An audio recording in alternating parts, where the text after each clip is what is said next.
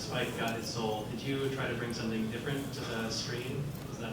That's a really good question. I was totally outed when they gave me a soul because, like, early on, I played him like he had a soul the whole time.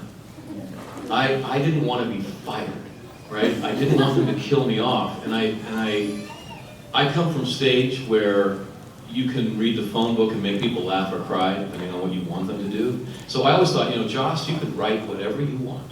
I will do whatever you say. But how the audience reacts to me, that's under my control. And I never told them this, but, because the thing is, I imperiled the theme of Buffy. Joss said that he doesn't like that Anne Rice crap. That's what he used to say all the time. He wanted his vampires to be ugly and very quickly dead.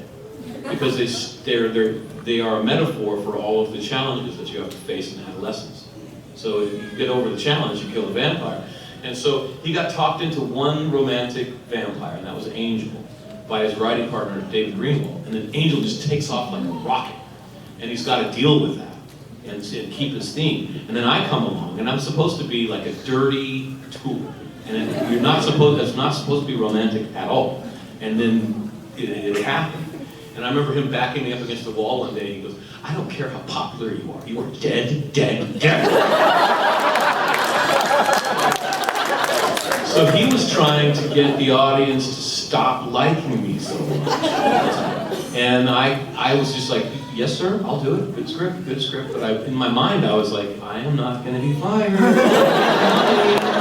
So I played him like he had a soul from the beginning. So when they gave me a soul, I was like, what do I do now? I had no idea. Luckily, the writing did everything. You know, all of the guilt and all of the pain and stuff, that all came from the writing, because I had no idea what to do. Thank you. Yeah. I'd like to say that my first introduction to Joss Whedon was with Buffy, and I fell in love with the entire cast, especially you. But I wanted to know who is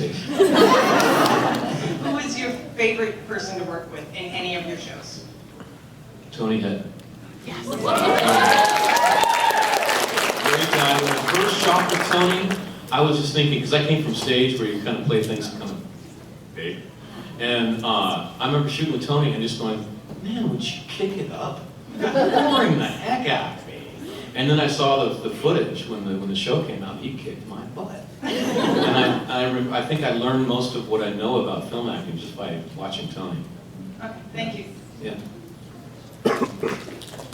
Hi, thank you so much for being here today. Yeah. I have a question about the puppet episode in Angel. And just like the scene where you open the elevator doors and you see him as a puppet and that laugh. That's what I did when I saw him as a puppet, and I was like, okay, there goes Spike. He's doing what I was feeling. So how was that like to shoot, and what was going on? And You know, I was looking forward to that script all season because one of my favorite cartoons is The Tick. About mediocre superheroes. It's a great idea. And it was created by Ben, and Ben was on the staff, and he was going to write a script for the show. So the whole year I was like, I can't wait for Ben's script. I can't wait. And then it comes out, and I'm not really in it very much. I'm in one scene. you didn't have a puppet either, I don't think. Yeah, and I went to Ben, I was like, well, I can be funny, I'll be funny, come on. And he's like, James, you have the best scene in the whole damn thing. Don't worry about it. Have a week off, rest up, and come in ready, because it's gonna be awesome. And so I got to rest like crazy, which is gold. And it took like half an hour, the whole thing took a half an hour. By the way, I was beating myself up with the puppet. They gave me the sticks, and I was... Any other funny stories between you and David? You know, you guys had to fight a lot, you know. Oh, yeah. Yeah. In all honesty, I was really competitive with David because my girlfriend in the beginning of Buffy got jealous of me and Drusilla because Juliet and I, we bonded really closely as friends. We never bumped boots or anything. We were friends. And my girlfriend at the time got really jealous of that, so she lied to me and said that she had a crush on David. And so I hated David more. And I realized that it actually was good for the role, so I held on to my hatred. So it took me years to really realize that David was fabulous to me from the very beginning. He was very generous, very supportive from the very beginning because he started as a disposable character and then it grew, and he saw it happening to me too, and he was just like, don't worry about it, you're gonna be fine. So David was awesome. I was on David from day one in Angel. I wanted that show to go 15 years. And David was really tired when I came on the show. Dude, Gunsmoke, man, Gunsmoke. He's like, shut up. But then he had a baby too. He had a son, like I have. And at the day after he gets back, he's like, okay, I get it now. Yeah, 15 years.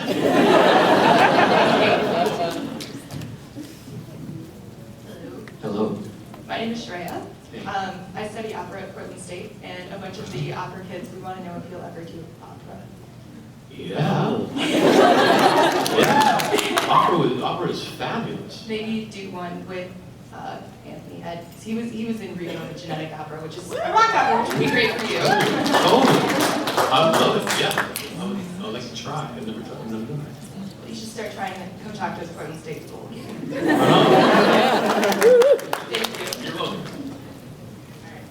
Hi, my name is Naja. Hey, Naja. I am from Phoenix, so I came up here a long way. Right on. Yes. I'm from California. I had to come. Not too far, but you need to come to Phoenix more often, I'm just saying. But my question is what was it like working with Joss Whedon? I mean, he's probably the best director, creator and writer I've ever experienced, so. It was what's your favorite everything. thing? It was everything. Joss is a very loving person. He's also a total freak. And when he gets frustrated, he's a hurricane. So he's an artist. He's like a genius artist. He's very intense. And so there were times when you want to hang out with him and it's all jokes and it's fabulous, and there are times when you just run.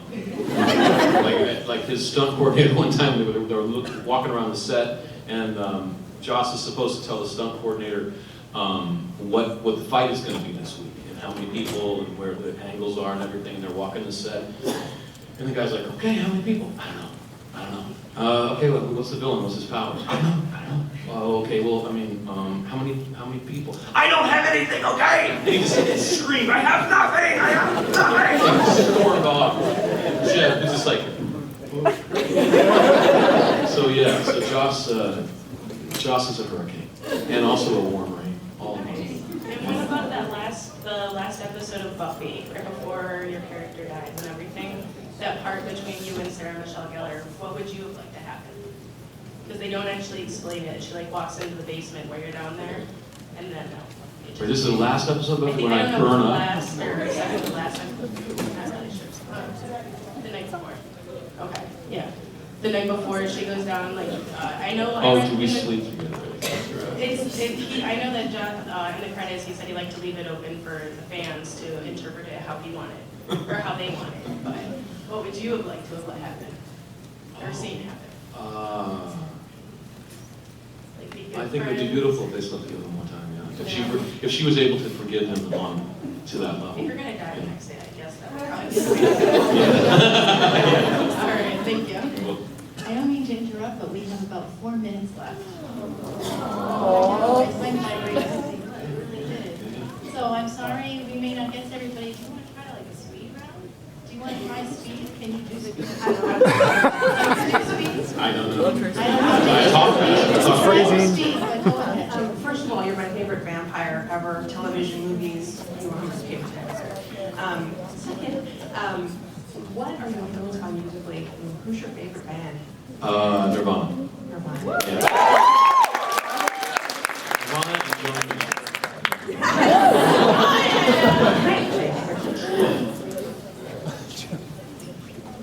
Hi. Did you, on Buffy or Angel, did you ever have any ideas for episodes? Yeah, all the time. And I would tell Joss, and he would always go, that's really interesting, James. Good idea. And then there's me. Thank you. And yeah, so I learned very quickly that Joss wasn't going to take my advice on anything. I'm not quick, so I can't do a speed run. One time, the only line I ever wrote for Buffy was "bite me." I heard it on the street, right? Someone said "bite me," and I was like, "Oh, that's perfect." That's perfect. And I wanted it to be part of the character, but I also knew that Joss wouldn't take my advice on anything. So I just started to tell him to bite me every once in a while until he thought.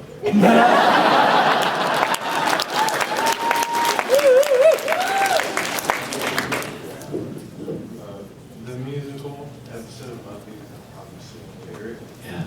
Your scenes were my favorite episode. I was always looking forward to it. So I was wondering, because Dr. Horrible sitting on the blog, I forget who it is, but if you showed up to be one of the things. Right on. Yeah, I told Joss that I would, wherever he is in the world, and wherever I am in the world, if he has one line, or if he has a lead, I'll come. I'll do it.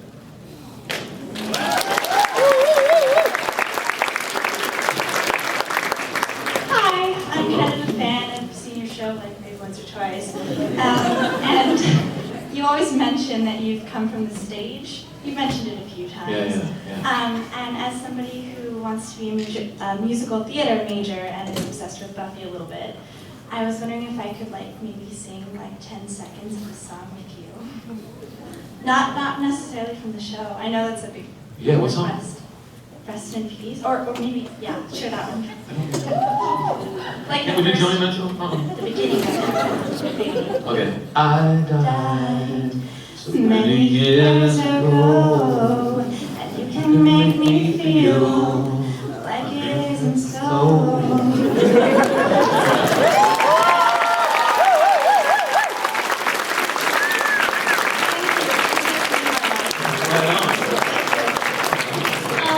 Did you watch Doctor Who and Torchwood before you were on Torchwood? No. I was on tour in England, and the road manager wouldn't come out to dinner with me that night because Doctor Who was premiering. And she said, come up and we'll eat in the room and then, we'll spend time together. And so I came up and we were watching Doctor Who, and after 15 minutes I was like, wow, that was a fast hour. Like enough plot had reeled out that I thought that it was over. And I looked at the clock and I was like, holy God, that's only 15 minutes. And within the hour, they had like 4 episodes of normal television, normal American television, within, plot-wise, within 1 episode. And I thought, this is incredibly good writing. And so we called my manager, he was in the next room, and I said, can we get me on Doctor Who? And he's like, I don't know, sure, we'll find out. And he calls up Russell T. Davies, and he asks him, can James be on Who? And Russell says, no. But there is a role on the spin-off Torchwood that I think he'd be perfect for. We've been looking for someone for a long time, but we gave up, but I think he would be great. So they put me on that. And I asked Russell if I can get on Who, and he's like, no, you are way too dirty for Doctor Who. Thank you so much for great questions and terrific answers. Unfortunately, we have to end. I'm so sorry. I'm so sorry. Thank you for your You guys patience. are great, man. Thanks a lot.